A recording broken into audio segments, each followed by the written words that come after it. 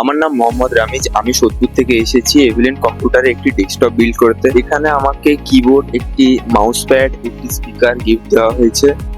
আর এই ডেস্কটপটা আমি বানিয়েছি রাইজেন প্রসেসর দিয়ে, এবং একটি স্যান্ডিক্সের 512 হার্ড ডিস্কও দেওয়া হয়েছে, এবং খুবই কম দামে, খুবই রিজনেবল দামে এখানে সব দেওয়া হয়। আর আমি চাইবো আপনারাও আসুন এভিলেন কম্পিউটার মধ্যমগ্রাম।